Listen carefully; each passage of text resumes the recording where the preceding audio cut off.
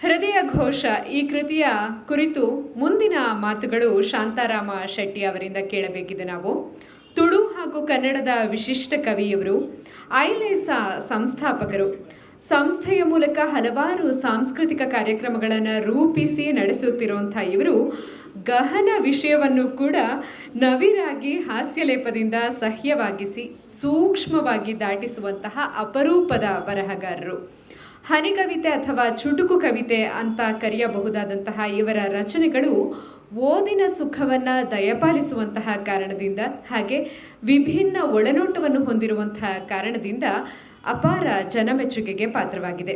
ಇವರ ಮಣ್ಣಬಾಜನ ಕೃತಿಗೆ ತುಳು ಸಾಹಿತ್ಯ ಅಕಾಡೆಮಿ ಪ್ರಶಸ್ತಿ ಸಂದಿದೆ.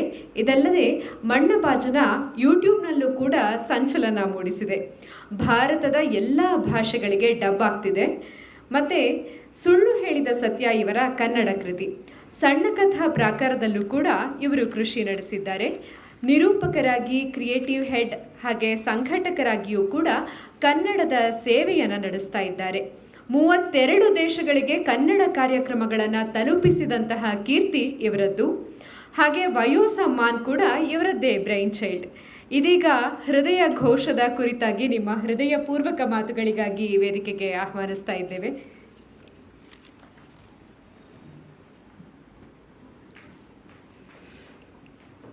ಎಲ್ರಿಗೂ ನಮಸ್ಕಾರ.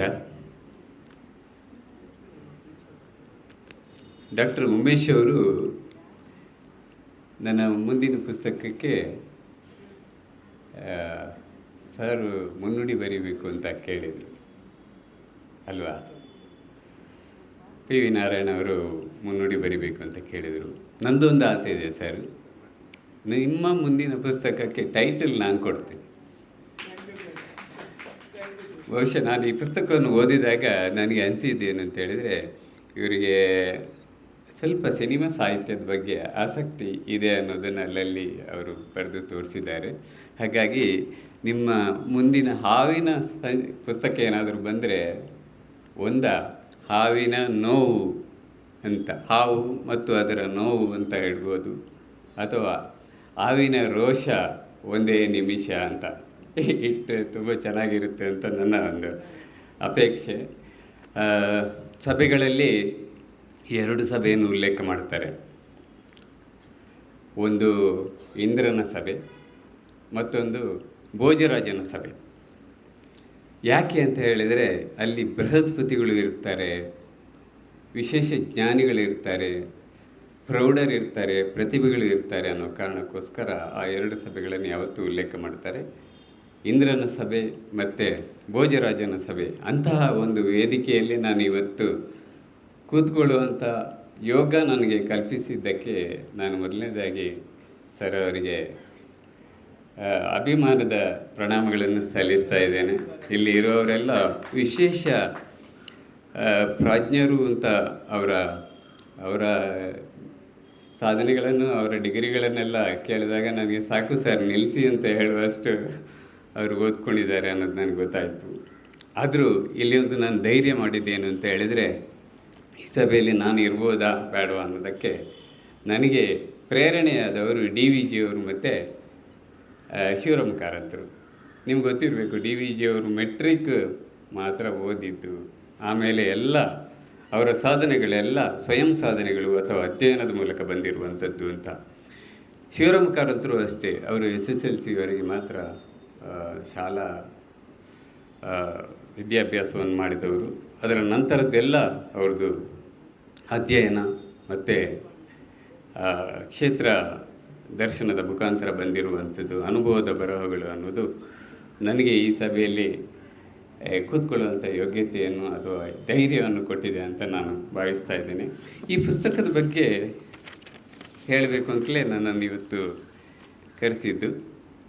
ಪುಸ್ತಕ ಪರಿಚಯ ಮಾಡಲಿಕ್ಕೆ ಆಗುತ್ತಾ, ಅಥವಾ ಕಾವ್ಯದ ಬಗ್ಗೆ, ಅಥವಾ ಕವನ ಸಂಕಲನದ ಬಗ್ಗೆ, ಕವನ ಅಂದರೆ ಏನು, ಕಾವ್ಯ ಅಂದರೆ ಏನು, ಇದರ ಬಗ್ಗೆ ಸ್ವಲ್ಪ ಮಾತಾಡಬೇಕು ಅಂತ ಹೇಳಿ ಲಕ್ಷ್ಮೀಕಾಂತರು ಕೇಳಿದರು. ಹಾಗಾಗಿ ನಾನು ಎರಡನ್ನು ಮಿಳಿತ ಮಾಡಿಕೊಂಡು, ಎರಡನ್ನೂ ಬೆರೆಸ್ಕೊಂಡು ಸ್ವಲ್ಪ ನನಗೆ ಗೊತ್ತಿರೋ 4 ಮಾತುಗಳನ್ನು ನಾನು ನಿಮ್ಮ ಎದುರಿಗೆ ಇಡ್ತೇನೆ. ಈ ವೇದಿಕೆ ಅನ್ನೋದು ಬಹುಶಃ ನಮ್ಮಿಂದ ಏನಾದರೂ ನಿಮಗೆ ಕೊಡಲಿಕ್ಕೆ ಸಾಧ್ಯ ಇದೆ, ಅದನ್ನು ನಿಮಗೆ ಕೊಡೋದು, ಅಥವಾ ನಿಮ್ಮಿಂದ ನಾವು ಏನಾದರೂ ಪಡೀಲಿಕ್ಕೆ ಸಾಧ್ಯ ಇದೆ ಆದರೆ ಅದನ್ನು ವಾಪಸ್ ಪಡ್ಕೊಳ್ಳೋದು, ಈ ರೀತಿಯ ಒಂದು ಕೊಡುಕೊಳ್ಳುವಿಕೆಯ ಸಭೆ ಅಂತ ತಿಳ್ಕೊಂಡು ನನ್ನ ಜ್ಞಾನದ ಪರಿಮಿತಿಯಲ್ಲಿ ಏನೆಲ್ಲ ಸಾಧ್ಯ ಆಗುತ್ತೋ ಅದನ್ನು ನಾನು ಇಲ್ಲಿ ನಿಮ್ಮ ಮುಂದೆ ಇಡಲಿಕ್ಕೆ ಪ್ರಯತ್ನ ಪಡ್ತೇನೆ.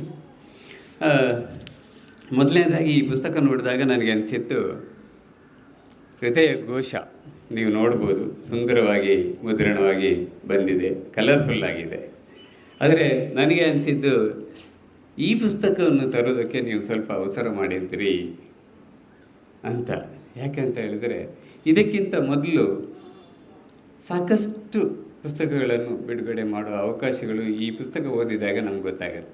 ಇದು ಸರಿಗೆ ಬಹುಶಃ ಗೊತ್ತಾಗ್ಬೋದು, ನಾರಾಯಣ ಅವರಿಗೆ. ಇದೊಂದು ಸಮಗ್ರ ಸಂಕಲನ ಅಂತ ಬಂದಿದ್ದರೆ ಭಾರಿ ಚೆನ್ನಾಗಿರ್ತಾ ಇತ್ತು.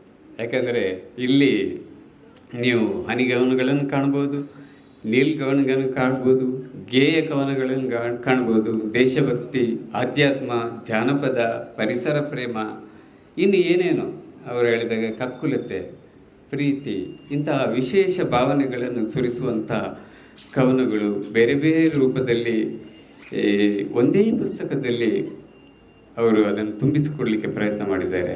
ನನಗೆ ಅನಿಸುತ್ತೆ ಇದನ್ನೆಲ್ಲ ಕವನ ಸಂಕಲನ ಅಂತ ಹೇಳಿದ ಕೂಡಲೇ ಎಲ್ಲರ ಗಮನಕ್ಕೆ ಬರೋದು ಈ ನಿರೂಪಣೆ ಮಾಡುವ ನಾಗಶ್ರೀ ಅವರು ಹೇಳಿದರು ಆವಾಗ, ಕವನ ಸಂಕಲನ ಅಂದರೆ ಒಂದು 100 ಪೇಜಿನಷ್ಟೇ ಇರುತ್ತೆ, 100 ಪುಟಗಳ ಅಥವಾ 120 ಪುಟ, 120 ಪುಟ ಅಷ್ಟಕ್ಕೆ ಅದು ಸೀಮಿತ ಆಗಿರುತ್ತೆ. ಯಾಕಂದರೆ ಕವನ ಅನ್ನೋದು ಸಾಮಾನ್ಯ ಓದುಗನಿಗೆ ಅದು ಅಷ್ಟು ಸುಲಭವಾಗಿ ಸಿಗುವಂಥದ್ದಲ್ಲ. ನೀವು ಗದ್ಯವನ್ನು ಆರಾಮಾಗಿ ಒಂದು 200-250 ಪುಟದ ಗದ್ಯವನ್ನು ನೀವು ಸಾಧ್ಯ ಆದರೆ 2 ದಿನದಲ್ಲಿ 3 ದಿನದಲ್ಲಿ ಓದಿ ಮುಗಿಸ್ಬೋದು. ನನ್ನ ಲೆಕ್ಕದಲ್ಲಿ ಕವನದ ಓದು ನಿಮಗೆ ದಿನಕ್ಕೊಂದು ಪುಟ, ಅಂದರೆ ಒಂದು ಕವನ ಸಂಕಲನ ನಿಮ್ಮ ಓದಿಗೆ ದಕ್ಕಬೇಕಾದರೆ, ಅಥವಾ ಅದರ ಒಳಾರ್ಥ ಗೂಢಾರ್ಥ ಎಲ್ಲವೂ ನಿಮ್ಮ ಜ್ಞಾನಕ್ಕೆ ದಕ್ಕಬೇಕಾದರೆ ಅದನ್ನು ದಿನಕ್ಕೊಂದರಷ್ಟೇ ಓದಲಿಕ್ಕೆ ಸಾಧ್ಯ ಆಗುತ್ತೆ. ನೀವು ಅದನ್ನು ಗಬಗಬನೇ ಓದಿದರೆ ಅದು ಬಹುಶಃ ಅಜೀರ್ಣ ಆಗುತ್ತೆ. ಅದು ಗಬಗಬನೇ ತಿನ್ನುವಂತಹ ಅಥವಾ ಗಬಗಬನೇ ಮುಗಿಸುವಂತಹ ಒಂದು ಸಾಹಿತ್ಯ ಪ್ರಕಾರ ಅಲ್ಲ.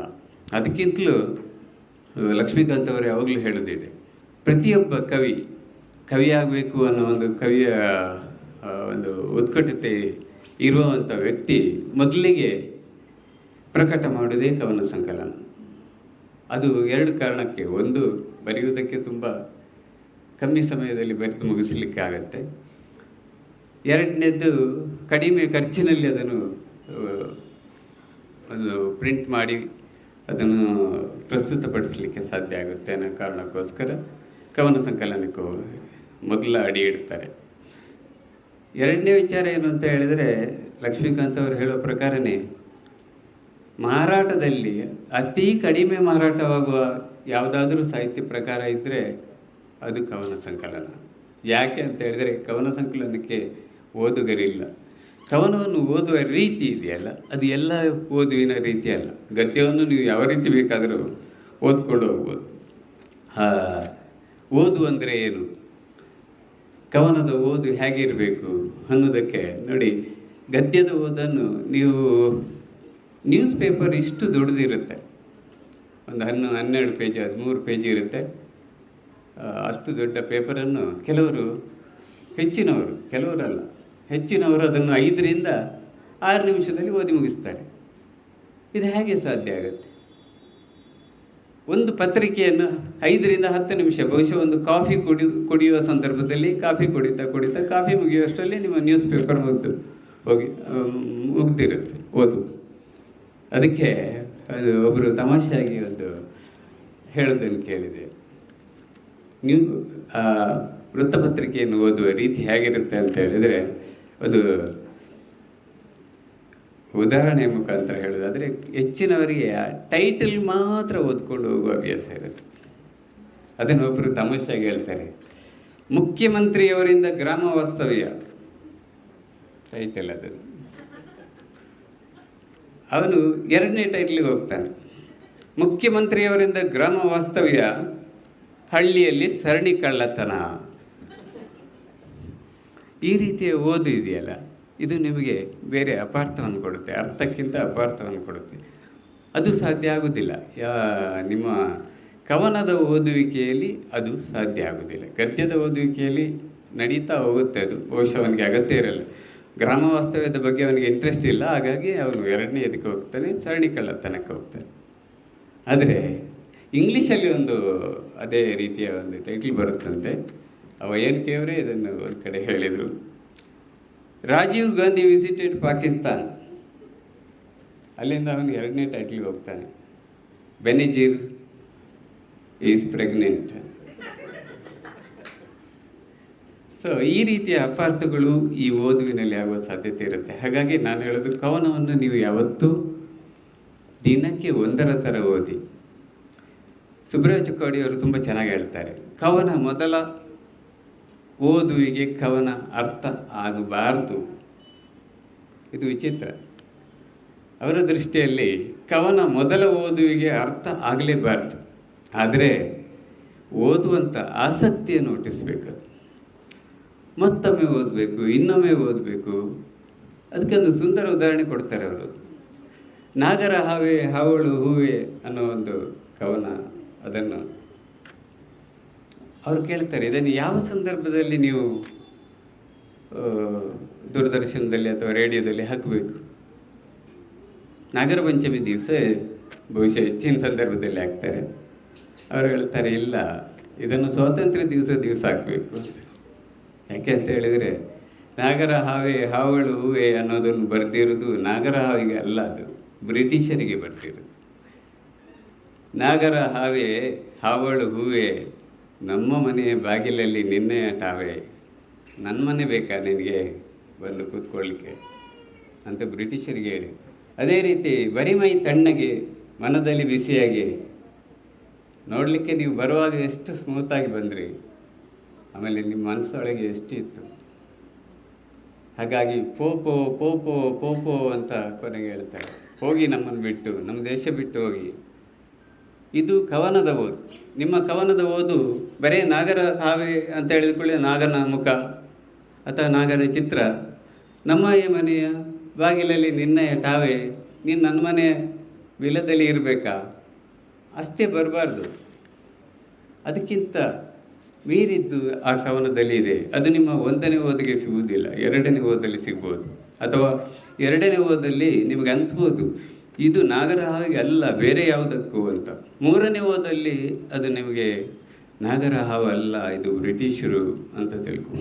4ನೇ ಓದಲ್ಲಿ ಅದು ನನ್ನ ದೇಹವನ್ನು ಹೊಕ್ಕಂತಹ ಷಡ್ವೈರಿಗಳು, ನನ್ನ ದೇಹದಲ್ಲಿ ಬಿಲ ಮಾಡಿ ಕೂತ್ಕೊಂಡಂತಹ 6 ವೈರಿಗಳು, ಕಾಮ ಕ್ರೋಧ ಮದ ಮತ್ಸರ. ಹಾಗಾಗಿ ಇವೆಲ್ಲ ನನ್ನನ್ನು ಬಿಟ್ಟು ಹೋಗಿ ಅನ್ನುವ ಆಧ್ಯಾತ್ಮದತ್ತ ಅದು ಹರಳುವುದು. ಹಾಗಾಗಿ 4ನೇ ಓದು ನಿಮಗೆ ಬ್ರಿಟಿಷರನ್ನು ಬಿಟ್ಟು ಆಧ್ಯಾತ್ಮದ ಒಲವನ್ನು ಕೊಡುತ್ತೆ, ಆಧ್ಯಾತ್ಮದ ಅರ್ಥವನ್ನು ಕೊಡುತ್ತೆ. 5ನೇ ಓದು ಇನ್ನೊಂದು ಅರ್ಥವನ್ನು ಕೊಡ್ಬೋದು. ಹಾಗಾಗಿ ಕವನವನ್ನು ಓದುವಾಗ ನಾನು ಎಲ್ಲರಲ್ಲಿ ಅಕಸ್ಮಾತ್ ನಿಮಗೆ ಈ ಪುಸ್ತಕವನ್ನು ಓದಬೇಕು ಅಂತ ಮನಸ್ಸಾದರೆ, ಇದನ್ನು ನೀವು ದಿನಕ್ಕೆ 1 ಪುಟ, 1 ಪುಟಕ್ಕಿಂತ ಜಾಸ್ತಿ ಓದಬೇಡಿ. ಇದು ಹಾಗಾದರೆ ಬಹುಶಃ 1 ವರ್ಷದ ಓದು ಆಗುತ್ತೆ ನಿಮಗೆ. ಅಷ್ಟು ಸುಲಭವಾಗಿ ಯಾವ ಓದು ನಿಮಗೆ ದಕ್ಕಬಾರ್ದು. ದಕ್ಕಿದರೆ ಅದು ನಮಗೆ ಯಾವ ಈಗ ಪ್ಲಾಸ್ಟಿಕ್ ಬಾಟ್ಲುಗಳೇ ಹಾಗೆ ಸಿಗುತ್ತೆ, ಆ ಥರ ನಾವು ದಾರಿಯಲ್ಲಿ ಬಿಸಾಕಿ ಬಿಟ್ಟು ಹೋಗುವಂಥ ವಸ್ತು ಆಗುತ್ತೆ. ಆ ರೀತಿ ಆಗಬಾರ್ದು. ನೀವು ಪ್ರತಿಯೊಂದನ್ನು ಇದರಲ್ಲಿ ಏನೋ ಇದೆ ಅನ್ನೋದನ್ನು ಹುಡುಕಿ ಓದುವಂಥ ಒಂದು ಪ್ರಯತ್ನ ಮಾಡಬೇಕು ಅನ್ನೋದು ನನ್ನದು ಕಳಕಳಿಯ ಮನವಿ. ಇದು 200 ದಿವಸದ ಪುಸ್ತಕ. ಹಾಗಾಗಿ 1 ವರ್ಷ ಇದನ್ನು ಜಾಗೃತಿಯಾಗಿ ಇಟ್ಟುಕೊಂಡು ಅದು ನಿಮ್ಮ ಕಣ್ಣಿಗೆ ಬೀಳುವ ಸ್ಥಳದಲ್ಲಿ ಇಟ್ಟು ಅದನ್ನು ಓದೋ ಪ್ರಯತ್ನ ಮಾಡಿ. ಆಮೇಲೆ ಬೇಕಾದರೆ ಇದನ್ನು ತಗೊಂಡೋಗಿ ಯಾವುದೋ ಒಂದು ಬುಕ್ ಶೆಲ್ಫಲ್ಲಿ, ಬೀರುವಲ್ಲಿ ಇಡುವಂಥ ಪ್ರಯತ್ನ ಮಾಡಿ. ಯಾಕಂದರೆ ಒಂದು 1-2 ವರ್ಷ ಆದಮೇಲೆ ಪುನಃ ನಿಮಗೆ ಇದನ್ನು ಓದಬೇಕು ಅಂತ ಅನಿಸಿದರೆ ಆ ಪುಸ್ತಕ ನಿಮಗೆ ಸಿಗಬೇಕು. ಹಾಗಾಗಿ ಈ ಓದುವಿನ ಬದಲಾವಣೆಯನ್ನು ನಾವು ಮಾಡಿಕೊಳ್ಳೋದು ತುಂಬ ಅಗತ್ಯ ಆಗುತ್ತೆ. ಇನ್ನು 2ನೇದಾಗಿ, ಕವನದ ನಡಿಗೆ ಯಾವತ್ತೂ ಕಾವ್ಯದ ಕಡೆಗೆ ಇರಬೇಕು ಅನ್ನೋದು. ಕವನದ ನಡಿಗೆ ಅದು ನಾನು ಕವಿಯ ನಡಿಗೆ, ಕವನದ ನಡಿಗೆ ಕಾವ್ಯದ ಕಡೆಗೆ, ಸಾಹಿತ್ಯ ನಡಿಗೆ ಕವಿಯ ಕಡೆಗೆ ಅಂತ. ಸಾಹಿತಿ ಮತ್ತು ಕವಿ ಅನ್ನುವ ಶಬ್ದಕ್ಕೆ ಖಂಡಿತವಾಗಿ ಅಲ್ಲಿ ಒಂದು ವ್ಯತ್ಯಾಸ ಇದೆ. ಸಾಹಿತಿ ಅನ್ನೋವನು, ಈಗ ನೀವು ಇಲ್ಲಿಯ ಒಂದು ರಿಪೋರ್ಟ್ ಬರೆಯುವುದಾದರೂ ಅದು ಸಾಹಿತ್ಯದ ಒಂದು ಭಾಗ ಆಗುತ್ತೆ. ಈ ಕಾರ್ಯಕ್ರಮ ಹೇಗೆ ನಡೆಯಿತು, ಅಥವಾ ಎಲ್ಲ ಒಂದು ಕಡೆ ನಿಮಗೆ ಇಷ್ಟವಾದ ವಿಷಯಗಳು ಸಿಕ್ಕಿದಾಗ ಅದನ್ನು ಅಕ್ಷರ ರೂಪದಲ್ಲಿ ನೀವು ಕೊಟ್ಟಾಗ ನೀವು ಒಂದು ಸಾಹಿತ್ಯದ ಒಂದು ಸೇವೆ ಮಾಡಿದಾಗ ಆಗುತ್ತೆ, ಅಥವಾ ನೀವು ಸಾಹಿತ್ಯದ ನಡಿಗೆಯನ್ನು ನೀವು ಆರಂಭಿಸಿದ್ರಿ ಅಂತ ಆಗುತ್ತೆ. ಆದರೆ ಕವಿಯ ನಡಿಗೆ ಆಗಲ್ಲ. ಕವಿಯ ನಡಿಗೆ ಅದು ತುಂಬ ಸೂಕ್ಷ್ಮವಾದ್ದು ಮಾತ್ರವಲ್ಲ, ಅವನಿಗೆ ಕವಿಯಾದವನಿಗೆ ಒಂದು ಸೂಕ್ಷ್ಮ ದೃಷ್ಟಿ ಬೇಕು, ಕವಿಯಾದವನಿಗೆ ಒಳಗಣ್ಣು ಬೇಕು, ಕವಿಯಾದವನಿಗೆ ಇದರಲ್ಲಿ ಅದಲ್ಲ ಇದು ಇದೆ ಅನ್ನುವ ಒಂದು ವಿಶೇಷತೆಯನ್ನು ಗುರುತಿಸುವಂಥ ಶಕ್ತಿ ಬೇಕು. ಇದನ್ನೆಲ್ಲ ನೀವು ಅನುಭವಿಸಬೇಕಾದ್ರೆ ನಿಮ್ಮ ನಡಿಗೆ ದಿನಕ್ಕೆ, ನಾವು ಡಾಕ್ಟರ್ ಹೇಳಿದಾಗೆ ದಿವಸಕ್ಕೆ ಕನಿಷ್ಠ 10 ಕಿಲೋಮೀಟರ್ ನಡಿಗೆ ಆದರೂ ಬೇಕಾಗುತ್ತೆ. ನಿಮ್ಮ ಪ್ರತಿ ನಡಿಗೆ ನಿಮ್ಮನ್ನು ಆರೋಗ್ಯದ ಕಡೆಗೆ ಹೇಗೆ ತಗೊಂಡೋಗುತ್ತೋ ಅದೇ ರೀತಿ ನಿಮ್ಮ ಪ್ರತಿ ಸಾಹಿತ್ಯದ ನಡಿಗೆ ನಿಮ್ಮನ್ನು ಕವಿಯ ಕಡೆಗೆ ತಗೊಂಡೋಗುತ್ತೆ. ಸಾಹಿತಿ ಅಥವಾ ಒಬ್ಬ ಗೀತ ರಚನೆಕಾರ, ಲಿರಿಸಿಸ್ಟ್ ಅಂತ ನಾವು ಯಾರನ್ನು ಕರಿತೇವೋ ಅವನು ಒಂದು ಅಂಕೆಯೊಳಗೆ ಸಿಗ್ತಾನೆ. ಸಿನಿಮಾದಲ್ಲಿ ಲಿರಿಸಿಸ್ಟ್ ಅಂತ ಒಬ್ಬರು ಇರ್ತಾರೆ, ಅವರು ಗೀತ ರಚನೆಕಾರ ಅಂತ. ಅವರಿಗೆ ಆ ನಿರ್ದೇಶಕ ಹೇಳ್ತಾನೆ, ನೋಡಿ ಇಂತಹ ಸನ್ನಿವೇಶ, ಈ ಸನ್ನಿವೇಶಕ್ಕೆ ತಕ್ಕ ಹಾಗೆ ಒಂದು ದುಃಖದ ಹಾಡು ಬರೀರಿ, ಅಥವಾ ಇಂತಹ ಸನ್ನಿವೇಶ ಇದಕ್ಕೆ ಒಂದು ಪ್ರೇಮ ಗೀತೆ ಬರೀರಿ. ಇದು ಗೀತೆ ರಚನೆಕಾರನಿಗೆ ಒಬ್ಬ ನಿರ್ದೇಶಕ ಕೊಡುವಂತಹ ಒಂದು ಬೌಂಡ್ರಿ. ಆ ಬೌಂಡ್ರಿ ಒಳಗೆ, ಆ ಸರಹದ್ದಿನೊಳಗೆ ಅವನು ಬರಿಬೇಕಾಗುತ್ತೆ. ಹಾಗಾಗಿ ಅವನಿಗೆ ಆ ಪರಿಮಿತಿಯನ್ನು ಬಿಟ್ಟು ಬರೆಯುವಂಥ ಸ್ವಾತಂತ್ರ್ಯ ಇಲ್ಲ. ಆದರೆ ಕವಿಯಾದವನು ಈ ಪರಿಮಿತಿಗೆ ಒಳಪಡುವುದಿಲ್ಲ. ಕವಿಯಾದವನಿಗೆ ಈ ಪರಿಮಿತಿಯನ್ನು ಹಾಕಿದ ಕೂಡಲೇ ಅವನು ನನ್ನ ಹತ್ರ ಆಗೋದಿಲ್ಲ, ನೀವು ಬೇರೆಯವ್ರ ಹತ್ರ ಬರೆಸಿ ಅನ್ನೋ ಅಭಿಪ್ರಾಯಕ್ಕೆ ಬರ್ತಾನೆ. ಇದನ್ನು ಯಾಕೆ ಹೇಳ್ತೇನೆ ಅಂದರೆ, ಎಷ್ಟೋ ನೀವು ಯೋಚನೆ ಮಾಡ್ಬೋದು, ಒಳ್ಳೊಳ್ಳೆ ಕವಿಗಳು ಯಾಕೆ ಇದು ಸಿನಿಮಾಗಳಿಗೆ ಹಾಡು ಬರೆದಿಲ್ಲ? ಈ ಪ್ರಶ್ನೆ ನಾವು ಎಷ್ಟೋ ಸಾರಿ ಚರ್ಚೆ ಮಾಡಿದ್ದೀವಿ. ಅದರ ಅರ್ಥ ಅದು ಮೇಲು ಇದು ಕೀಳು ಅನ್ನೋದಲ್ಲ. ಆದ್ರೂ ಆ ಕವಿಯ ಪರಿಮಿತಿ ಒಳಗೆ ಬರೆಯುವುದಕ್ಕೆ ಇಷ್ಟಪಡದೇ ಇರುವುದರಿಂದ ಅವನ ಅಂಕೆಗೆ ಒಳಪಡಲಿಕ್ಕೆ ಇಷ್ಟಪಡದೇ ಇರುವುದರಿಂದ ಅವನದನ್ನು ನಿರಾಕರಿಸ್ತಾ ಹೋಗ್ತಾನೆ. ಕವಿಯ ದೃಷ್ಟಿ ಇದೆಯಲ್ಲ, ಅದು ಯಾವತ್ತಿದ್ರೂ ಅವನ ಮನದೊಳಗೆ ಯಾವಾಗ ಸ್ಫುರಿಸುತ್ತೆ. ಅವನು ರಾತ್ರಿ 12 ಗಂಟೆಗೂ ಬರೀತಾನೆ, ಬೆಳಿಗ್ಗೆ 6 ಗಂಟೆಗೂ ಬರೀತಾನೆ. ಇಂಥ ಅವನ ಅಂಕೆಯೊಳಗೆ ಮೀರಿ ಬರೆಯುವಂತಹ ಒಂದು ಸ್ವಾತಂತ್ರ್ಯವನ್ನು ಅವನು ಬೆಳೆಸ್ಕೊಂಡಿರ್ತಾನೆ. ಸುಬ್ರಹ್ಮಣ್ಯ ಚಿಕ್ಕೋಡಿಯವರು ಒಂದು ಸಿನಿಮಾಕ್ಕೆ ಹಾಡು ಬರೆದ್ರು. ಹಾಡು ಬರೆದು ಒಂದೆರಡು ಹಾಡು ಬರೆದ ಮೇಲೆ ಅಲ್ಲಿ ಆ ಪರಿಮಿತಿಯನ್ನು ಅವರು ಡೈರೆಕ್ಟರ್ ಆಗಲ್ಲ, ಹೀಗೆ ಆ ಶಬ್ದ ಬೇಡ, ಈ ಶಬ್ದ ಹಾಕಿ ಅಂತೆಲ್ಲ ಹೇಳುವಾಗ ಅವರು ಹೇಳಿದರಂತೆ, ಇದು ನನ್ನಿಂದ ಆಗೋದಿಲ್ಲ, ನೀವು ಇದಕ್ಕೆ ಒಬ್ಬ ಗೀತೆ ರಚನೆಕಾರನನ್ನು ಹುಡುಕಿ ಅಂತ. ಕವಿಯಾದವನಿಗೆ ಈ ರೀತಿಯ ನಿರ್ಬಂಧಗಳು ಇರಬಾರ್ದು, ಅವನು ಅದನ್ನು ಬಿಟ್ಟು. ಹಾಗಾಗಿ ಹೇಳ್ತಾರೆ, ರವಿ ಕಾಣದ್ದನ್ನು ಕವಿ ಕಾಣ್ತಾನೆ ಅಂತ. ನಿಮಗೆಲ್ರಿಗೂ ಗೊತ್ತಿದೆ ಈ ಆಡುನುಡಿ. ಹಾಗಾದರೆ ರವಿ ಕಾಣದ್ದನ್ನು ಕವಿ ಕಾಣುವಂಥದ್ದು ಏನಿದೆ ಅಂತ ಒಂದು ವಿಶೇಷ ಏನಿದೆ? ರವಿ ಎಲ್ಲವನ್ನು ಕಾಣ್ತಾನೆ, ಕವಿ ಅವನಿಗಿಂತ ಬಿಗಿಲಾಗಿ ಏನು ಕಾಣಲಿಕ್ಕೆ ಸಾಧ್ಯತೆ ಅಂತ ಯೋಚನೆ ಮಾಡಿದರೆ, ರವಿ ಕೂಡ ಕಾಣದ ಒಂದು ಸತ್ಯ ಇದೆ. ರವಿ ಕತ್ತಲೆಯನ್ನು ನೋಡೋದಕ್ಕೆ ಆಗೋದಿಲ್ಲ, ಕವಿ ಕತ್ತಲೆಯನ್ನು ನೋಡ್ತಾನೆ. ರವಿ ಬಂದಲ್ಲಿ, ರವಿ ಹೋದಲ್ಲೆಲ್ಲ ಕತ್ತಲೆ ಇರುವುದಿಲ್ಲ. ಇವತ್ತಿಗೂ ರವಿಗೆ ಕತ್ತಲೆಯನ್ನು ಕಾಣಲಿಕ್ಕೆ ಆಗಿಲ್ಲ, ಆದರೆ ಕವಿಗೆ ಆಗಿದೆ. ಇದೇ ವ್ಯತ್ಯಾಸ. ರವಿ ಕಾಣೋದನ್ನು ಕವಿ ಕಂಡ ಅನ್ನೋ ವ್ಯತ್ಯಾಸ ಇಲ್ಲಿ. ಹಾಗಾಗಿ ಕವಿಯ ದೃಷ್ಟಿ ಎಲ್ಲಕ್ಕಿಂತ ಶ್ರೇಷ್ಠವಾಗಿರುತ್ತೆ, ಅಥವಾ ಅದು ತುಂಬ ಸೂಕ್ಷ್ಮವಾಗಿರುತ್ತೆ ಅನ್ನೋದು ನನ್ನ ಈ ಪುಸ್ತಕದಲ್ಲಿ ನಿಮ್ಮ ಕವನಗಳನ್ನು ಓದ್ತಾ ಹೋದಾಗೆ ನನಗೆ ಅನಿಸಿದ್ದಿದೆ. ನಿಮ್ಮಲ್ಲಿ ಒಂದು ಸೂಕ್ಷ್ಮ ದೃಷ್ಟಿ ಇದೆ. ಅದು ಬಹುಶಃ ಮುಂದಿನ ದಿನಗಳಲ್ಲಿ ಆ ನಡಿಗೆ, ಆ ಕಡೆಗೆ ಜಾಸ್ತಿ ಆಗ್ತಾ ಆಗ್ತಾ ಆಗ್ತಾ ನೀವು ಸಾಹಿತಿ ಅಥವಾ ಒಬ್ಬ ರಚನೆಕಾರ, ಅಲ್ಲಿಂದ ಕವಿಯ ಕಡೆ ಸಂಪೂರ್ಣ ಅದರ ಒಂದು ಆಧಿಪತ್ಯವನ್ನು ಪಡೆಯಲಿಕ್ಕೆ ಸಾಧ್ಯ ಆಗುತ್ತೆ ಅನ್ನೋದು ಇಲ್ಲಿಯ ಕೆಲವು ಹಾಡುಗಳನ್ನು ನಾವು ನೋಡಿದಾಗ ಅರ್ಥ ಆಗುತ್ತೆ ನಮಗೆ. ಇನ್ನು ಕವಿ ಯಾವತ್ತು ಬೆರಗನ್ನು ಕಾಣುತ್ತಾನೆ. ನಾನು ಆವಾಗ ಹೇಳಿದಾಗೆ ಸೂಕ್ಷ್ಮವನ್ನು ಕಾಣುತ್ತಾನೆ, ಬೆರಗನ್ನು ಕಾಣುತ್ತಾನೆ. ಬೆರಗು ಅಂದರೆ ಏನು? ಒಬ್ಬ ರೈತ ಇರ್ತಾನೆ, ಅವನಿಗೆ ಸೌತೆಕಾಯಿಯನ್ನು ಒಂದು ಹೊಲದಲ್ಲಿ ಅವನು ಬೆಳೀತಾ ಇರ್ತಾನೆ. ಪಕ್ಕದಲ್ಲಿ ಬೇರೆ ಯಾವುದೋ ಒಂದು 2 ಜಾತಿಯ ಗಿಡಗಳು ಬೆಳೀತಾ ಇರುತ್ತೆ. ಇವನು ನೋಡ್ತಾ ನೋಡ್ತಾ ಸೌತೆಕಾಯಿ ಆಗುತ್ತೆ, ಆದರೆ ಅದು ಸೌತೆಕಾಯಿ ಆಗಿರಲ್ಲ, ಅದು ಬೇರೆಯೇ ಆಗಿರುತ್ತೆ. ಒಂದು ಸ್ವಲ್ಪ ಬದಲಾವಣೆಗಳು. ಪಕ್ಕದ ತೋಟದಲ್ಲಿ ಏನು ಬೆಳೆದಿರುತ್ತೆ, ಪಕ್ಕದ ಗದ್ದೆಯಲ್ಲಿ ಏನು ಬೆಳೆದಿರುತ್ತೆ, ಅದರ ಪರಾಗಸ್ಪರ್ಶದಿಂದಾಗಿ ಇವನ ತೋಟದಲ್ಲಿ ಯಾವ ತಳಿ ಬೆಳಿಬೇಕಿತ್ತೋ ಅದು ಬೆಳೆಯದೆ ಅದು ಮತ್ತು ಇದು 2 ಸೇರಿ ಇನ್ನೊಂದು ಬೆಳೆದಿರುತ್ತೆ. ರೈತನ ದೃಷ್ಟಿಯಲ್ಲಿ ಅದು ಸೋಲು. ಅವನು ಅದನ್ನು ನೋವನ್ನು ಅನುಭವಿಸ್ತಾನೆ. ನಾನು ಸೌತೆಕಾಯಿ ಬೆಳಿಬೇಕು ಅಂತ ಹೊರಟವನು ಇವತ್ತು ನನ್ನ ಹೊಲದಲ್ಲಿ ಬೆಳೆದಿರೋದು ಸೌತೆಕಾಯಿಗಿಂತ ಭಿನ್ನವಾಗಿದೆಯಲ್ಲ ಅಂತ. ಆದರೆ ಅದು ಕವಿಯಾದವನಿಗೆ ಅದು ಬೆರಗು. ಸೌತೆಕಾಯಿ ಬೆಳಿಬೇಕಿತ್ತಲ್ಲ, ಯಾಕೆ ಬೆಳೀಲಿಲ್ಲ? ಹಾಗಾದರೆ ಏನೋ ಒಂದು ಆಗಿದೆ. ಪಕ್ಕದ ಗದ್ದೆಯಲ್ಲಿ ಬೇರೆ ಬೆಳೆ ಬೆಳೆದಿದೆ, ಆ ಬೆಳೆಯ ಪರಾಗದಿಂದಾಗಿ ಇಲ್ಲಿ ಬೇರೆ ಏನೋ ಉತ್ಪಾದನೆ ಆಗಿದೆ. ಹಾಗಾಗಿ ಆ ಬೆರಗನ್ನು ಕವಿ ಕಾಣಲಿಕ್ಕೆ ಸಾಧ್ಯ ಆಗುತ್ತೆ. ಅವನು ಅದನ್ನು ಅನುಭವಿಸ್ತಾನೆ. ರೈತ ನೋವು ಅನುಭವಿಸಿದರೆ ಕವಿ ಅದರಲ್ಲಿ ಬೆರಗನ್ನು ಕಾಣಲಿಕ್ಕೆ ಅಥವಾ ಸಂತೋಷವನ್ನು ಕಾಣಲಿಕ್ಕೆ ಪ್ರಯತ್ನ ಪಡ್ತೇನೆ. ಇದು ಕವಿಗೆ ಮತ್ತು ಒಬ್ಬ ಸಾಮಾನ್ಯ ವ್ಯಕ್ತಿಗೆ ಇರುವಂಥ ವ್ಯತ್ಯಾಸ. ಇನ್ನು ಕವಿತೆ, ಕವನ, ಕಾವ್ಯ ಇಂಥ ಶಬ್ದಗಳೆಲ್ಲ ನಮ್ಮ ಜೀವನದಲ್ಲಿ ಆವಾಗ ನಾವು ಕೇಳ್ತಾ ಇರ್ತೇವೆ. ಕಾವ್ಯ ಅಂದರೆ ಏನು ಅನ್ನೋದಕ್ಕೆ ಒಂದು ಸಣ್ಣ ಡೆಫಿನೇಷನ್ ಹೇಳುತ್ತಾದರೆ,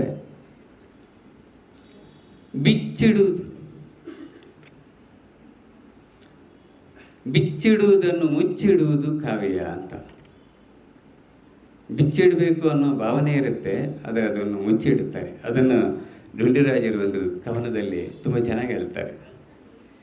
ಹನಿಗವನ ಅಂದರೆ ಅದು ಮಿನಿಗವನಿನಂತೆ. ಹನಿಗವನ ಅಂದರೆ ಅದು ಮಿನಿಗವನಿನಂತೆ, ಮಿನಿ ಸ್ಕರ್ಟ್. ಹನಿಗವನ ಅನ್ನೋದು ಮಿನಿಗವನದಂತೆ, ಮುಚ್ಚಿಡುವುದನ್ನು ಬಿಚ್ಚಿಡುವುದನ್ನು ಮುಚ್ಚಿಡುತ್ತೆ ಅಂತ. ಯಾವುದನ್ನು ಮುಚ್ಚಬೇಕೋ ಅದನ್ನು ಮುಚ್ಚಿಟ್ಟು, ಯಾವುದನ್ನು ಬಿಚ್ಚಬೇಕೋ ಅದನ್ನು ಬಿಚ್ಚಿಡುತ್ತೆ ಅನ್ನೋದು ಕಾವ್ಯದ ಬಗ್ಗೆ ಅವರು ಒಂದು ಸುಂದರವಾದ ಒಂದು ಇದು ಕೊಡ್ತಾರೆ. ಕಾವ್ಯ ಅನ್ನೋದು ಕವನಕ್ಕೆ ಒಂದು ಹೂರಣ. ಅದರ ಒಳಗಡೆ ನಮಗೆಲ್ರಿಗೂ ಗೊತ್ತಿರುತ್ತೆ. ನೀವೆಲ್ಲರೂ ಜಿಲೇಬಿಯನ್ನು ತಿಂದಿರ್ತೀರ ಅಥವಾ ಜಾಮೂನನ್ನು ತಿಂದಿರ್ತೀರ. ಅದರ ಸ್ವಾದ ಹೇಗಿರುತ್ತೆ? ಸಿಹಿಯಾಗಿರುತ್ತೆ ಅಲ್ವಾ? ಜಾಮೂನನ್ನು ಅವರು ಎಣ್ಣೆಯಲ್ಲಿ ಕಾಯಿಸಿ ಸಕ್ಕರೆ ಪಾಕಕ್ಕೆ ಹಾಕುವವರೆಗೆ ಅದಕ್ಕೆ ಸಿಹಿ ಇರಲ್ಲ. ಹಾಗಾಗಿ ಅಲ್ಲಿ ಜಾಮೂನು ಸಿಹಿಯಾಗಿರುವುದಲ್ಲ, ಜಾಮೂನಿನ ಹೂರಣ ಸಿಹಿಯಾಗಿರುವುದು, ಆ ಸಕ್ಕರೆ ಪಾಕ. ಕಾವ್ಯದ ಹೂರಣ ಅಂದರೆ ಇದೆ. ನಿಮ್ಮ ಕವನ ಸಿಹಿಯಾಗಿರುವುದಲ್ಲ, ಅದರಲ್ಲಿ ಕಾವ್ಯ ಬಂದಾಗ ಅದು ಸಿಹಿಯಾಗಿ ಕಾಣುತ್ತೆ. ಅಂತಹ ಲಕ್ಷಣಗಳನ್ನು ಕವನಗಳಲ್ಲಿ ತುಂಬಿಸಿದಾಗ ಅದನ್ನು ಓದುಗರು ಜಾಸ್ತಿ ಪ್ರೀತಿಸ್ಲಿಕ್ಕೆ ಸಾಧ್ಯ ಆಗುತ್ತೆ, ಅಥವಾ ಆದಷ್ಟು ಅದನ್ನು ಅವರು ಮನನ ಮಾಡಿಕೊಳ್ಳಿಕ್ಕೆ ಪ್ರಯತ್ನ ಪಡ್ತಾರೆ. ನಿಮ್ಮ ಕವನಗಳಲ್ಲಿ ಅಂತಹ ಪ್ರಯತ್ನಗಳು ಆದಷ್ಟು ಸಾಧ್ಯವಾದಷ್ಟು ಹೂರಣಗೊಂಡಿದೆ ಅನ್ನೋದು ಕೆಲವು ಕವನಗಳನ್ನು ಓದಿದಾಗ ನಮ್ಗೆ ಗೊತ್ತಾಗತ್ತೆ. ಕವನ ಬರೆಯುವುದು ಹೇಗೆ ಅನ್ನೋ ಬಗ್ಗೆಯೂ ಒಂದು ಕಡೆ ನೀವು ಬರೆದಿದ್ದೀರಾ. ಕವನ ಬರೆಯುವುದು ನನಗೊಂದು ಶೋಕಿ, ನಮ್ಮ ಹೆಣ್ಮಕ್ಳ ಬಗ್ಗೆ ಬರೆಯುವ ಅಂದರೆ ಕಟ್ಟಿದ್ದಾರೆ ಕೈಗೆ ರಾಖಿ ಅಂತ. ಹಾಗೇನೆ ನಿಮಗೆ ರಾಜರತ್ನಂ ಬಗ್ಗೆ ಒಲವಿರುವುದನ್ನು ನಿಮ್ಮ ಅಲ್ಲಲ್ಲಿ ಕವನಗಳಲ್ಲಿ ನೀವು ತೋರಿಸ್ಕೊಟ್ಟಿದ್ದೀರಾ. ನಂಗು ರತ್ನಂಗು ಅನ್ನೋ ಒಂದು ಹಾಡಿದೆ. ಹಾಗೆ ಕನ್ನಡ ಪದಗಳು ಅನ್ನೋದನ್ನು ರಾಜರತ್ನಂ ಶೈಲಿಯಲ್ಲಿ ಬರೆದಿದ್ದೀರಾ. ಆಮೇಲೆ ಮತ್ತೊಂದು ನಮಗೆ ನೆನಪಾಗತ್ತೆ, ನಿವೇದನ ಅಂತ ಒಂದು ಕವಿಯನ್ನು ಬರೆದಿದ್ದೀರಾ. ನಿವೇದನದ ಬಗ್ಗೆ ಒಂದು ಸ್ವಾರಸ್ಯಕರ ಒಂದು ಘಟನೆ ಇದೆ. ರಾಜರತ್ನಂ ಅವರು ವೃತ್ತಿಯಲ್ಲಿ ಅಧ್ಯಾಪಕರಾಗಿರ್ತಾರೆ. ಅವರು ಮಕ್ಕಳಿಗೆ ಈ ಪದಗಳನ್ನು ಒಡೆಯುವುದೇ ಹೇಗೆ ಅನ್ನೋದ್ರ ಬಗ್ಗೆ ಈ ಉದಾಹರಣೆ ತುಂಬ ಸೂಕ್ತ ಅಂತ ಅನಿಸುತ್ತೆ. ಮಕ್ಕಳಿಗೆ ಪಾಠ ಮಾಡುವಾಗ ಡಿ ವಿ ಜಿಯವರ ನಿವೇದನ ಅನ್ನೋ ಒಂದು ಹಾಡನ್ನು ಅವರು ಕಲಿಸ್ಲಿಕ್ಕೋಸ್ಕರ ಅದನ್ನು ಬೋರ್ಡ್ ಮೇಲೆ ಬರೆದಿರ್ತಾರೆ, ನಿವೇದನ ಅಂತ. ಅಷ್ಟರಲ್ಲಿ ಅವತ್ತಿನ ಗಂಟೆ ಮುಗಿಯುತ್ತೆ. ಅವರು ಅದನ್ನು ಟೈಟ್ಲನ್ನು ಹಾಗೆ ಬಿಟ್ಟು ನಾಳೆ ಮಾಡೋಣ ಅಂತ ಹೇಳಿ ಹೊರಡ್ತಾರೆ. ಮರುದಿವಸ ಬರುವಾಗ ಇನ್ನೊಬ್ಬ ಕವಿ ಇರ್ತಾನೆ ಆ ಕ್ಲಾಸಲ್ಲಿ, ಆ ತರಗತಿಯಲ್ಲಿ ಇನ್ನೊಬ್ಬ ಕವಿ ಮನಸ್ಸಿನ ಹುಡುಗ ಇರ್ತಾನೆ. ಅವನು ಅದನ್ನು ಸ್ವಲ್ಪ ಬದಲಾವಣೆ ಮಾಡಿರ್ತಾನೆ. ಇವರನ್ನು ಕಿಚಾಯಿಸ್ಲಿಕ್ಕೋಸ್ಕರ ಅವನು ನಿವೇದನವನ್ನು ತೆಗೆದು ನಿವೇದನ ಅಂತ ಬರೆದಿರ್ತಾನೆ.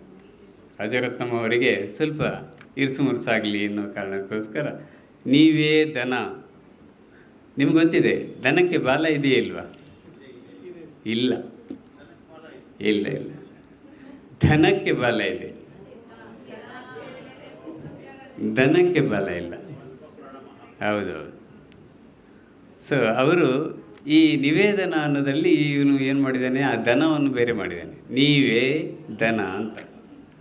ಇದನ್ನು ಮಕ್ಕಳಿಗೆ ವಾಪಸ್ ಕೊಡಬೇಕು. ಗುರುವಾದವನಿಗೆ ಒಂದು ವಿಶೇಷ ಏನು ಪ್ರತ್ಯುತ್ಪನ್ನ ಗುಣ ಇರುತ್ತೆ, ಕೌಶಲ್ಯ ಇರುತ್ತೆ. ಅವರು ಅದನ್ನು ನೋಡ್ತಾರೆ, ಇದು ತನಗೋಸ್ಕರನೇ ಬರ್ತದೆ ಅಂತ ಗೊತ್ತಾಗುತ್ತೆ. ಅದರ ಪಕ್ಕದಲ್ಲಿ ಧನ ಅನ್ನೋ ಪಕ್ಕದಲ್ಲಿ ಗಳು ಅಂತ ಬರೀತಾರೆ, ನೀವೇ ದನಗಳು. ಸೊ ಈ ರೀತಿಯ ಒಂದು ಪದ ಹೊಡೆಯುವಂಥ ಕೌಶಲ್ಯ, ಇದನ್ನು ಕೂಡ ನೀವು ನಮ್ಮ ಡಾಕ್ಟರ್ ಕವನ ಸಂಕಲನದಲ್ಲಿ ಕಾಣ್ತೀರಾ. ಸಂವಾದ, ಸಂಯೋಗ, ವೈಭೋಗ. ವೈ ಅನ್ನೋದನ್ನು ಇಂಗ್ಲೀಷಲ್ಲಿ ಬರೀತಾರೆ, ಭೋಗ ಅನ್ನೋದನ್ನು ಕನ್ನಡದಲ್ಲಿ ಬರುತ್ತೆ, ವೈಭೋಗ. ಸಂಸಾರಿ, SOME ಬರೀತಾರೆ. ಈ ಥರದ ಒಂದು ಪದ ಹೊಡೆಯುವಂತಹ ಒಂದು ಕೌಶಲ್ಯ ಕೂಡ ಇವರು ತೋರಿಸಿದ್ದಾರೆ. ಈ ಹೊಡೆಯುವುದು ಯಾಕೆ ಅಂತ ಹೇಳಿದರೆ, ನಿಮ್ಗೆ ಗೊತ್ತೇ ಇರುತ್ತೆ, ಕಡಲೆ ಎಣ್ಣೆಯಲ್ಲಿ ಇರುತ್ತೆ ಹೇಳಿ, ಕಡಲೆ ಎಣ್ಣೆ ಕಡಲೆ ಬೀಜದಲ್ಲಿ ಇರುತ್ತೆ, ಬಾದಾಮಿ ಎಣ್ಣೆ ಬಾದಾಮಿ ಬೀಜದ ಒಳಗಿರುತ್ತೆ. ಅದನ್ನು ನೀವು ಹೊಡಿಬೇಕು, ಹೊಡೆದ್ರೆ ಮಾತ್ರ ಎಣ್ಣೆ ನಿಮಗೆ ಕಾಣುತ್ತೆ. ಅದನ್ನು ಕಬೀರರು ತುಂಬ ಚೆನ್ನಾಗಿ ಹೇಳ್ತಾರೆ. ಬೀಜದೊಳಗಿದೆ ಎಣ್ಣೆ, ಹಾಲಿನೊಳಗಿದೆ ಬೆಣ್ಣೆ, ನಿನ್ನಯ ದೇವ ನಿನ್ನೊಳಗಿಹನಯ್ಯ, ಸಾಧ್ಯವಾದರೆ ಒಂದು ಕೈ ನೋಡ ಅಂತ. ಪ್ರಯತ್ನ ಮಾಡು. ಸೊ ಈ ರೀತಿ ನೀವು ಶಬ್ದಗಳನ್ನು, ಅದರ ಒಳಾರ್ಥಗಳನ್ನು ಹುಡುಕ್ತಾ ಹೋದಾಗೆ ಅಲ್ಲಿ ಒಂದು ವಿಶೇಷವಾದ್ದು ಎಣ್ಣೆ ಅಥವಾ ಒಂದು ಬೆಣ್ಣೆ ಸಿಗುವುದಕ್ಕೆ ಸಾಧ್ಯ ಆಗುತ್ತೆ. ಅದನ್ನು ನೀವು ಈ ಪುಸ್ತಕದಲ್ಲಿ ಖಂಡಿತವಾಗಿಯೂ ಹುಡುಕಲಿಕ್ಕೆ ಪ್ರಯತ್ನ ಪಟ್ಟರೆ ಆ ರೀತಿಯ ಶಬ್ದಗಳು ನಿಮಗೆ ಸಿಗುತ್ತೆ. ಇನ್ನು ನಿನ್ನೆ ನಾವು ಮಾತಾಡ್ತಾ ಕೆಲವು ವಾಕ್ಯಗಳನ್ನು ಏನು ಶ್ಲೇಷಾರ್ಥದಲ್ಲಿ ಬಳಸಲಿಕ್ಕೆ ಸಾಧ್ಯ ಆಗುತ್ತೆ. YNK ಅವರ ಇವರು ಹೇಳಿದಾಗೆ ಕವಿತೆ ಇಷ್ಟು ಲೈಟ್ ಆದರೆ ಹೇಗೆ, ಅಂಥದ್ರಲ್ಲಿ ಇಂತಹ ಶ್ಲೇಷಾರ್ಥಗಳ ವಾಕ್ಯಗಳು, ಕವನಗಳು ಸಿಗುತ್ತೆ. ನಾನು ಮತ್ತು ಲಕ್ಷ್ಮೀಕಾಂತ್ ಮಾತಾಡ್ತಾ ಇರುವಾಗ ಅವರೊಂದು ಮಾತಾಡ್ತಾರೆ, ಸುಮ್ಮನೆ ಇರಾನ ಅಂದರೆ ಇರಾಕ್ ಬಿಡಲ್ಲ ಅಂತ. ಸುಮ್ಮನೆ ಇರಾನ್ ಅಂದರೆ ಇರಾಕ್ ಬಿಡಲ್ಲ ಅಂತ. ಇದು ಇರಾಕ್ ಮತ್ತು ಇರಾನ್ ಒಬ್ರಿಗೊಬ್ರು ಹೊಡೆದಾಡ್ಕೊಳ್ತಾ ಇದ್ದ ಟೈಮಲ್ಲಿ ಬರೆದಿರೋದು. ಸುಮ್ಮನೆ ಇರಾನ ಅಂದರೆ ಇರಾಕ್ ಬಿಡಲ್ಲ.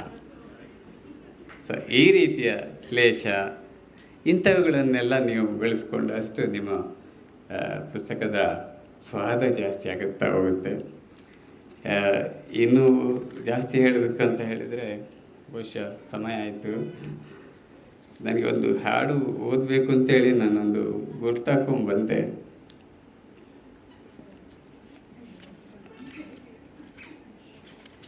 ಅದೇ ನಾನು ಎಲ್ಲಿ ಗುರ್ತಾಕಿದ್ದೆ ಅನ್ನೋದೇ ಸಿಗ್ತಾ ಇಲ್ಲ. ಇಲ್ಲಿ ನೀವೊಂದು ಮೇಯೋ ಹಾಲ್ ಅಂತ ಹೇಳಿ ಒಂದು ಹಾಡು ಬರೆದಿದ್ರು. ನೀವು ಇದನ್ನೆಲ್ಲ ನೀವು ಗಮನಿಸಬೇಕು ದಯವಿಟ್ಟು. ಯಾಕಂದರೆ ಇದು ಅವರ ಆಲ್ಮೋಸ್ಟ್ 60 ವರ್ಷಗಳ ಒಂದು ಪ್ರಯತ್ನದ ಫಲವಾಗಿ ಇದೆಲ್ಲ ಬಂದಿರೋದಲ್ಲಿ. 60 ವರ್ಷದ ಒಳಗಿನ ಪ್ರಯತ್ನ. ಹೌದು, ಕರೆಕ್ಟ್. ಇಲ್ಲಿ ಮೇಯೋ ಹಾಲ್ ಅನ್ನೋ ಶಬ್ದವನ್ನು ಇವರು ಲಂಚಕ್ಕೆ ಉಪಯೋಗಿಸಿದ್ದಾರೆ. ಮೇಯುವವರ ಹಾಲ್. ನೀವು ಯಾವುದೇ ಕೆಲಸ ಮೇಯಲ್ಲಿ ಮಾಡಬೇಕಾದ್ರೂ ನಿಮಗೆ ಅಲ್ಲಿ ಲಂಚ ಕೊಡಬೇಕಾದ ಪರಿಸ್ಥಿತಿ ಬರುತ್ತೆ ಅನ್ನೋದನ್ನು ಇದರಲ್ಲಿ ತೋರಿಸಿದ್ದೀರಿ. ತುಂಬ ಇಂಥ ಹಾಡುಗಳನ್ನು ದಯವಿಟ್ಟು ನೀವು ಓದಬೇಕು, ಅದರ ಒಳಾರ್ಥಗಳನ್ನು ನೀವು ತಿಳ್ಕೋಬೇಕು. ಇನ್ನೊಂದು ಪಾಟೀಲ್ ಪುಟ್ಟಪ್ಪ ಅವರು ಯಾವಾಗಲೂ ಹೇಳೋದಿದೆಯಂತೆ, ಸಾರಿ ಗೊತ್ತಿರುತ್ತೆ, ಭಾರತದಲ್ಲಿ ಪುಕ್ಕಟೆ ಸಿಗುವುದು ಯಾವುದು? ಸಲಹೆ. ಹೌದು, ಭಾರತದಲ್ಲಿ ಪುಕ್ಕಟೆ ಸಿಗುವುದು ಸಲಹೆ ಅನ್ನೋದು ಅವ್ರದ್ದೊಂದು ತುಂಬ ಪ್ರಖ್ಯಾತವಾದಂಥ ಕೋಟು. ಒಬ್ಬ ಮನೆ ಕಟ್ತಾ ಇರ್ತಾನಂತೆ. ಅವನು ಮನೆ ಕಟ್ಟುವಾಗ ಬಂದವರೆಲ್ಲ ಹೇಳ್ತಾರೆ, ಅಲ್ಲಿ ಅದು ಇಡಬೇಕಿತ್ತು, ಇಲ್ಲಿ ಇದು ಇಡಬೇಕಿತ್ತು, 8 ಬಾಗಿಲು ಯಾಕೆ 9 ಬಾಗಿಲು ಇಡಬೇಕಿತ್ತು, 5 ಬಾಗಿಲು ಇಡಬಾರ್ದು, ಆಮೇಲೆ ನಿಮ್ಮ ಬಾತ್ರೂಮ್ ಅಲ್ಲಿ ಇರಬೇಕಿತ್ತು, ಬೆಡ್ರೂಮ್ ಇಲ್ಲಿ ಇರಬೇಕಿತ್ತು, ಅಯ್ಯೋ ಅಗ್ನಿಮೂಲೆಯಲ್ಲಿ ನೀವು ಕಿಚನ್ ಮಾಡಿಲ್ಲ, ಇಂಥದ್ದನ್ನೆಲ್ಲ ಸಲಹೆ ಕೊಡ್ತಾಯಿದ್ರು. ಕೊನೆಗೆ ಅವನೊಂದು ಬೋರ್ಡ್ ಹಾಕಿದ್ನಂತೆ ಮನೆ ಎದುರುಗಡೆ. ದುಡ್ಡು ಯಾರು ಕೊಡಲ್ಲ ಬಿಡಿ, ಬ್ಯಾಂಕ್ನವರು ಕೊಡಲ್ಲ. ಬ್ಯಾಂಕ್ನವರು ನಿಮ್ಮ ಹತ್ರ ಎಲ್ಲ ಇಟ್ಕೊಂಡ್ಬಿಟ್ಟು ಆಮೇಲೆ ಕೊಡೋದು. ಅವನೊಂದು ಬೋರ್ಡ್ ಹಾಕಿದ್ನಂತೆ, ಈ ಮನೆಯ ಬಾಗಿಲನ್ನು ನೀವು ಮನೆ ಬಂದು ನೋಡಬಹುದು, ಈ ಮನೆಯ ಬಾಗಿಲನ್ನು ನಾನು 8ನೇ ಸಾರಿ ಬದಲಾಯಿಸಿದ್ದೇನೆ, ಹಾಗಾಗಿ ಸಲಹೆ ಬೇಡ ಅಂತ.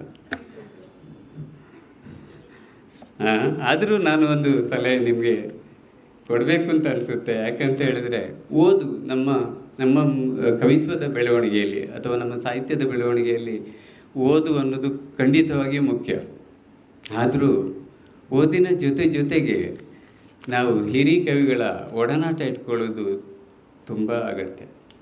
ನಿಮ್ಮ 400 ಪುಟದ ಓದು ನಿಮಗೆ ಎಷ್ಟು ಒಂದು ಸಾರವನ್ನು ನಿಮ್ಮೊಳಗೆ ತುಂಬುತ್ತಾ, ಅದಕ್ಕಿಂತ 100 ಪಟ್ಟು ಜಾಸ್ತಿ ನಾವು PV ನಾರಾಯಣ ಅವ್ರ ಜೊತೆ 1 ಗಂಟೆ ಮಾತಾಡಿದರೆ, ಅಥವಾ ಸುಬ್ರಾಯ ಚುಕ್ಕಾಡಿಯವರ ಜೊತೆ ಒಂದು ವಾಕಿಂಗ್ ಹೊರಟ್ರೆ, ಅಥವಾ ದೊಡ್ಡರಂಗೇಗೌಡರ ಜೊತೆ ನಾವು ಕೂತು ಒಂದು ಕಾಫಿ ಕುಡಿದ್ರೆ, ಅಥವಾ ಏನಾದರೂ ಬಹುಶಃ ಮತ್ತು ಮುಂದಕ್ಕೆ ಹೋದರೆ ಬಿಯರ್ ಕುಡಿಯೋರಿದ್ರೆ 4-5 ಗಂಟೆ ಸಿಗುತ್ತೆ. ಆ ಥರದ ಒಂದು ಒಡನಾಟ ಇಟ್ಕೊಂಡಾಗ ಇದೆಯಲ್ಲ, ನಮಗೆ ಸಿಗುವಂಥ ಅನುಭವಗಳು, ಅಥವಾ ಅವರು ಈ ಪುಸ್ತಕದಲ್ಲಿ ಕೆಲವನ್ನು ಬರೀಲಿಕ್ಕೆ ಆಗೋದಿಲ್ಲ, ಮಾಧ್ಯಮದಲ್ಲಿ ನೀವು ಎಲ್ಲವನ್ನು ಹೇಳಲಿಕ್ಕಾಗೋದಿಲ್ಲ, ಆದರೆ ಒಡನಾಟದಲ್ಲಿ ನಿಮಗೆ ಎಲ್ಲನೂ ಸಿಗುತ್ತೆ. ಅವರು ಹೇಳ್ತಾರೆ, ಈ ಥರ ಅದು ಬಿಡು, ಅದು ಬಿಟ್ಟಾಕು, ಈ ಥರ ಆಗಿದೆ, ಅದರ ಬಗ್ಗೆ ನಾವು ಯೋಚನೆ ಮಾಡಬಾರ್ದು. ಎಲ್ಲೋ ಒಂದು ಕಹಿ ಘಟನೆಗಳೇ ಇರುತ್ತೆ, ಆದರೆ ಅದು ನಮಗೆ ಪಾಠ ಆಗಲಿಕ್ಕೆ ಸಾಧ್ಯ ಆಗುತ್ತೆ. ಅದು ಪುಸ್ತಕದಲ್ಲಿ ನಮಗೆ ಸಿಗೋದಿಲ್ಲ. ಅವರು ಹತ್ತಿರ ಕೂತಾಗ ನಾವಿಬ್ಬರೇ ಏನೋ ರೆಕಾರ್ಡಿಂಗ್ ನಾವು ಮಾಡ್ಕೊಳ್ಳೋದಿಲ್ಲ ಅಂತ ಗೊತ್ತಾದರೆ ಮಾತ್ರ ಹೇಳ್ತಾರೆ ಅವರು. ಎಷ್ಟೋ ವಿಚಾರಗಳು ಇವಾಗ ಟಿ ವಿಯಲ್ಲಿ ನೀವು ಅಥವಾ ನಿಮ್ಮ ಯೂಟ್ಯೂಬ್ ಚಾನಲಲ್ಲಿ ಎಲ್ಲ ಹೊಗಳ್ತಾ ಇರ್ತಾರೆ, ಅವರು ತುಂಬ ಒಳ್ಳೆಯವರು, ಅವರು ಇವರು ಹಾಗೆ ಅಂತ. ಕೆಲವರು ಮಾತ್ರ ಬೈತಾರೆ. ಅದು ಬಿಟ್ಟರೆ ಹೆಚ್ಚಿನವರು ಒಳ್ಳೆಯದನ್ನು ಮಾತ್ರ ಹೇಳ್ತಾರೆ, ಕೆಟ್ಟದನ್ನು ಹೇಳೋದಿಲ್ಲ. ಹಾಗಾದರೆ ಕೆಟ್ಟದ್ದು ಅನುಭವ ಆಗಬೇಕಾದ್ರೆ ನಾವು ಖಂಡಿತವಾಗಿಯೂ ಸಾಹಿತಿಗಳ ಒಡನಾಟ, ಅವ್ರ ಜೊತೆ ಓಡಾಡೋದು. ನಾನು ಅದನ್ನು ತುಂಬ ಪ್ರಾಕ್ಟೀಸ್ ಮಾಡಿದ್ರಿಂದ ನಾನು ಒಂದೇ ಪುಸ್ತಕ ಬರೆದಿರೋದು, ಆದರೂ ನನಗೆ ಇವತ್ತು ಈ ಮಟ್ಟಕ್ಕೆ, ಈ ವೇದಿಕೆಗೆ ತರಲಿಕ್ಕೆ ನನಗೆ ಸಾಧ್ಯವಾದ್ದು ಕವಿಗಳ ಒಡನಾಟ. ಹಾಗಾಗಿ ನನ್ನದೊಂದು ಪುಕ್ಕಟೆ ಸಲಹೆ ಏನು ಅಂತ ಹೇಳಿದ್ರೆ, ಆದಷ್ಟು ಕವಿಗಳ ಜೊತೆ ಇರುವುದಕ್ಕೆ, ಹಿರಿಯರ ಜೊತೆ ಇರುವುದಕ್ಕೆ ನಾವು ಪ್ರಯತ್ನ ಪಡೋದು ನಮ್ಮ ಜ್ಞಾನ ದೃಷ್ಟಿಯಿಂದ ಒಳ್ಳೆಯದು ಅಂತ ಅನ್ನಿಸ್ಕೊಂಡು, ನನಗೆ ಇಲ್ಲಿ ಮಾತಾಡೋದಕ್ಕೆ ಅವಕಾಶ ಕೊಟ್ಟಂತಹ ಒಂದು ಅದ್ಭುತ ವೇದಿಕೆಗೆ ನಮಿಸ್ತಾ, ಲಕ್ಷ್ಮೀಕಾಂತ್ ಅವರಿಗೆ, ಟೋಟಲ್ ಕನ್ನಡದವರಿಗೆ, ಮತ್ತು ಈ ಪುಸ್ತಕವನ್ನು ಪ್ರಕಟ ಮಾಡಿದಂಥ, ಬರೆದಂಥ ಉಮೇಶ್ ಅವರಿಗೆ ಎಲ್ರಿಗೂ ಅಭಿನಂದನೆಗಳನ್ನು ಸಲ್ಲಿಸ್ತಾ, ನಾನು ಮೊದಲೇ ಹೇಳಿದಾಗೆ ಇದು ಸಮಗ್ರ ಸಂಕಲನ ಆಗಿ ಬರಬೇಕೇ ಹೊರತು ಇದು ಇವತ್ತು ಬರುವಂಥ ಪುಸ್ತಕ ಅಲ್ಲ. ಇಲ್ಲ, ಇದರಲ್ಲಿ ನೀವು ನನಗೆ ಗೊತ್ತಿದ್ದಾಗೆ ನನ್ನ ಓದಿಗೆ ಸಿಗುವ ಜ್ಞಾನಕ್ಕೆ ಅಥವಾ ನನ್ನ ಬುದ್ಧಿಗೆ ನಾನು ಹೇಳೋದೇನಂತ ಹೇಳಿದರೆ, ಈ ಹನಿಗವನಗಳನ್ನೇ ಸಪ್ರೇಟ್ ಮಾಡಿ, ನೀಳ್ಗವನಗಳನ್ನೇ ಸಪ್ರೇಟ್ ಮಾಡಿ, ಗೇಯ ಕವನಗಳನ್ನು ನೀವು ತುಂಬ ಬರೆದಿದ್ದೀರ, ಅದರಲ್ಲಿ ಗೊತ್ತಾಗುತ್ತೆ. ಇದಕ್ಕೆ ರಾಗ ಸಂಯೋಜನೆ ಮಾಡುವವರು ಇರ್ತಾರೆ, ಅವ್ರ ಹತ್ರ ಕೊಟ್ಟರೆ ಇದು ಒಳ್ಳೆ ಹಾಡಾಗುತ್ತೆ ರೀ ಅಂತ ಹೇಳುವಂಥ ಸಂದರ್ಭ ಬರುತ್ತೆ. ಹಾಗಾಗಿ ಇದನ್ನೆಲ್ಲ ಸಪ್ರೇಟ್ ಮಾಡಿಸಿ, ಒಂದು ಬಹುಶಃ ಈ ಕವಿಗಳಿಗೊಂದು ಹ್ಯಾಬಿಟ್ ಇರುತ್ತೆ, ಮೊದಲಿಗೊಂದು ಹನಿಗವನ, ಆಮೇಲೆ ಒಂದು ಸಂಕಲನ, ಅದು ಇದು ಎಲ್ಲ ಮಾಡ್ತಾರೆ. ಕೊನೆಗೆ ಇನ್ನೊಂದು ಪುಸ್ತಕ ಮಾಡಬೇಕು ಅಂತ ಆದಾಗ ಅದನ್ನೆಲ್ಲ ಒಟ್ಟು ಮಾಡಿ ಒಂದು ಸಮಗ್ರ ಸಂಕಲನ ಅಂತ ಮಾಡ್ತಾರೆ. ಅದರಲ್ಲಿ ಎಲ್ಲನೂ ಇರುತ್ತೆ. ಅದು ಒಂದು ದೃಷ್ಟಿಯಲ್ಲಿ ಒಳ್ಳೆಯದು. ಯಾಕಂದರೆ ಯಾವುದ್ಯಾವುದೋ ಪುಸ್ತಕಗಳನ್ನು ಯಾರ್ಯಾರು ಎತ್ಕೊಂಡು ಹೋಗ್ತಾರೆ, ಹೆಚ್ಚಿನವರಿಗೆ ಕೊಂಡೋದೋ ಅಭ್ಯಾಸ ಇಲ್ಲ, ಕೊಂಡೋಗೋ ಅಭ್ಯಾಸ ಇರುತ್ತೆ. ಹಾಗಾಗಿ ಅವರು ಕೊಂಡೋಗ್ತಾನೆ ವಾಪಸ್ ಕೊಡೋ ಪ್ರಶ್ನೆನೇ ಇಲ್ಲ.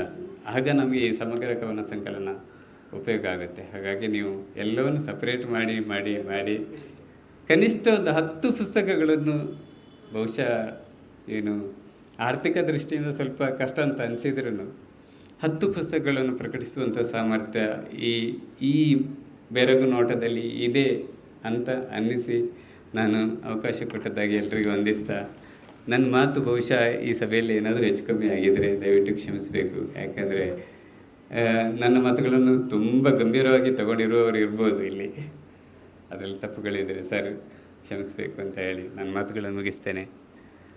ಜೈ ಕರ್ನಾಟಕ ಮಾತೆ.